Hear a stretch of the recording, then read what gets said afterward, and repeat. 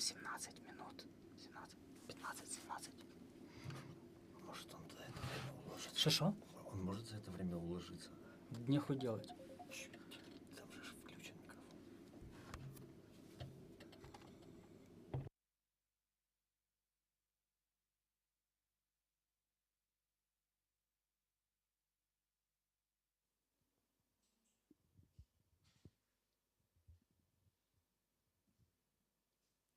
Добрий день, я вітаю всіх, хто приєднався. Good afternoon. I want to thank everybody who joins us. My name is Hola Atamanova, and it's my pleasure to welcome you at Ukraine Media Center today. Today we have invited you to discuss the agrarian sector, to discuss the challenges that we're facing, as well as the achievements. And joining us in the studio is Denis Marchuk, Deputy Chairman of the Ukrainian Agricultural Council. Good afternoon, Mr. Denis. Good afternoon. I would like to start our conversation with the survey of the overall condition of our farming sector. It's no secret to anybody that the last winter was pretty warm with not so much precipitation. So to what extent do those weather conditions impact the spring sowing campaign? Well, the spring sowing campaign is in progress, and I would like to start with positive news. With your help, we were touching upon the topic of freezing the loans for extended to the farmers who ended up in the temporarily occupied territories. This law was adopted in the second reading. I hope it will help the farmers in the sense that the banks will not enforce those minimal funds that they still have. The branch committee of the parliament was working on this issue with the involvement of the Ministry of Agricultural Policy. Taras Vysotsky, the first deputy, did a lot to make it happen, and we're only just waiting for the signature of the president. When it comes to the sowing campaign, it started in difficult conditions related to the absence of the materials. Well, not due to the absence of the materials, but due to the drought that we were observing in the year 2024. It transitioned to the year 2025, and due to the lack of snow in the winter, the amount of water in the soil was not sufficient. So with the standard of 85-87 millimeters of precipitations, we had the level of water at the notch of 35 millimeters. However, the farmers have started already their operations in the fields. The fields are sown with the winter crops with the use of 5.7 million hectares of land. I cannot say that there is the change in structure of the crops. However, now the farmers are betting on the winter wheat, about 25% increase compared to the previous season. There will be a decrease of sowing areas of soy because there was a lot of it produced last season. However, the costs that were borne did not play well with the farmers, so they're gonna sow less soil. However, when it comes to corn and sunflower, probably the extent of sowing will be bigger because the price for corn were positively growing in the last year. So hopefully the precipitations coming across Ukraine will help the farmers, and the active phase of operations in April are gonna be deployed in according to the standard, specifically when it comes to the winter crops. Yes, so what about the winter crops? How did they survive the winter? Well, that was a matter of concern to a lot of people, since the winter was abnormally warm and the vegetation of the plants started back in December and January. However, the indicators all across Ukraine are either satisfactory or complying with the standards. Definitely there will be certain losses that were freezing on the ground. You know that plants started blossoming. However, after that the freezing temperatures were coming, and some of the plants were damaged. However, it will not impact our export potential. Well, when it comes to the state initiatives related to the farming sector, you started talking about the recently adopted legislation. So what are the other government initiatives for the year 2025, and what are the expectations of the sector? Well, we have two negative stories unfolding here. One has started last week when Ukrzaliznytsia canceled exemption regime for exports of farming products from areas close to the front lines. Let me remind you that we, as the Agrarian Council, were fighting for the 30% discount. People are working in difficult conditions, and if they pay more for the logistics, they're just going to make zero.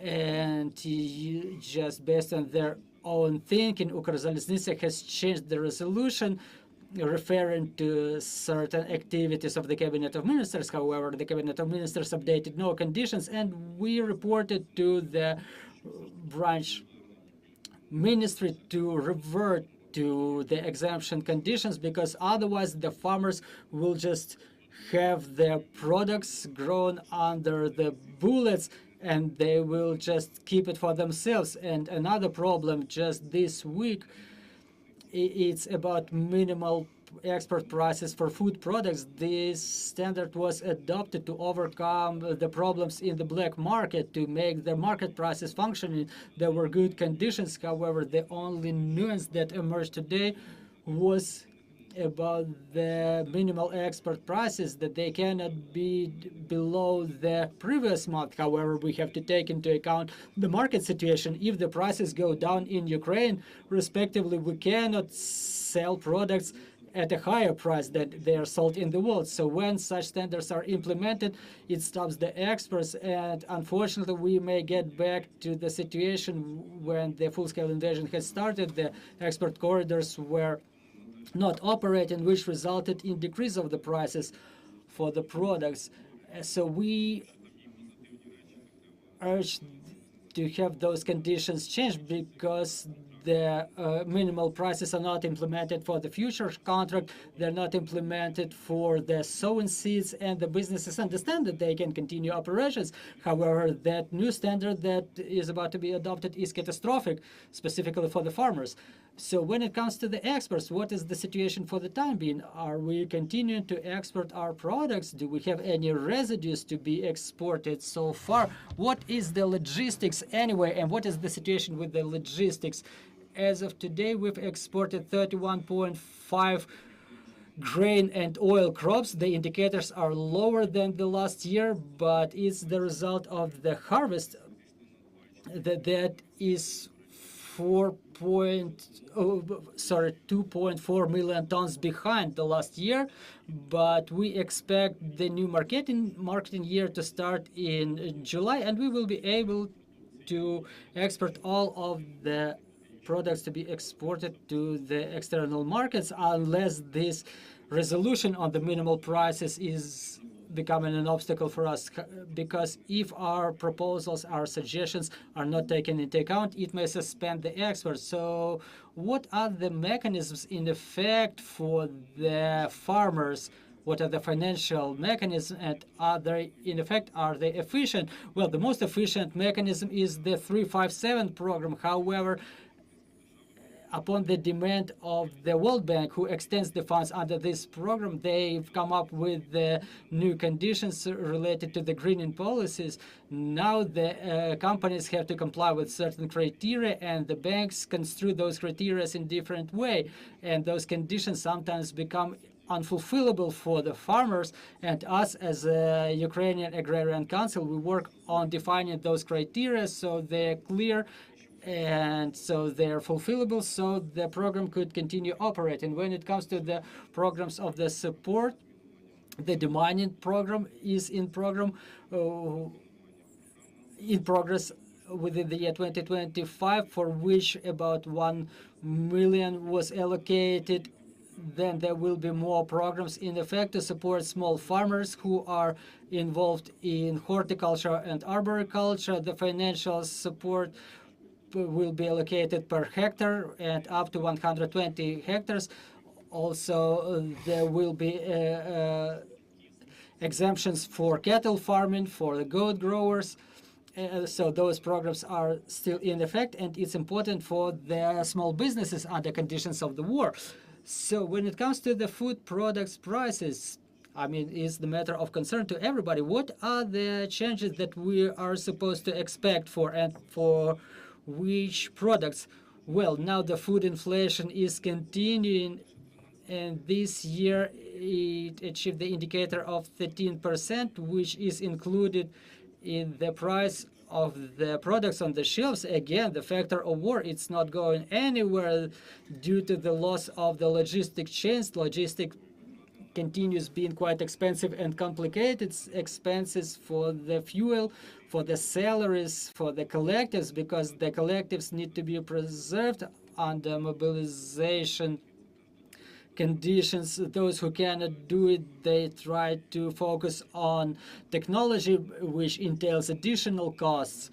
So unfortunately, we have to recognize that during this period, we are not about to see any price reduction, specifically when it comes to the Easter holidays. The food prices are gonna grow a little bit in the eve of Easter, and I think that the vegetables are going to grow a little bit in price because we're lacking our reserves due to the drought.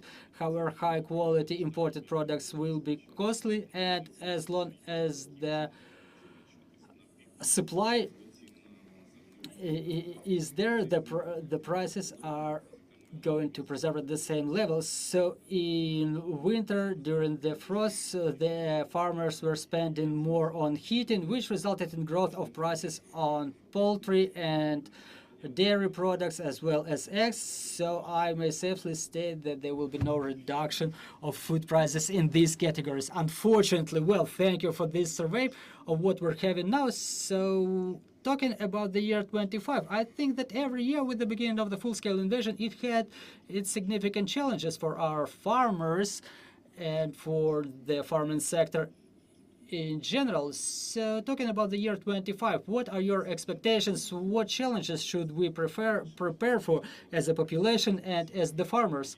Well, the biggest challenge is the presence of employees in the companies, because despite negotiations, the war is still going on and people are getting mobilized. Meanwhile, the farmers need more people for harvesting. It's good that the booking was extended until the 31st of March. It expanded the capabilities of the farmers in terms of their expectations for the people they can book. And us as the Agrarian Council, we're coming up with a new booking criteria so that the farmers could book one person per 100 hectares. We understand that the actual number of people needed is bigger, but when it comes to those who cannot be mobilized to this or that reason, it would improve the conditions for the agricultural producers. Yeah, but the challenges are the same. Is the transport corridors, logistic corridors. The enemy continues inflicting strike on our transport infrastructure, logistic infrastructure. They make it more jeopardizing for our partners who agree to come to our ports. Hopefully our partners are going to reinforce us with arms so we could protect our ports. And again, we depend on weather, on God. Hopefully there will be enough sun and precipitations. So during this sowing campaign, are we going to expand the sowing territories? Well, basically we are coming to the same indicators as the last year. Unfortunately, 20% of the territories that we cannot engage, they are either mined or occupied on a temporary basis. Thanks to the demining, last year we've added 260,000 hectares. That's the land that was released. It's not, however, an indicator that may somehow influence the distribution of goods. So I think that the territory will be more or less the same. I would like to thank you for this broadcast. Thank you for joining us. And definitely I would like to thank our security and defense forces for opportunity to hold events like this. Please keep track of our announcements. Glory to Ukraine. Glory to the heroes.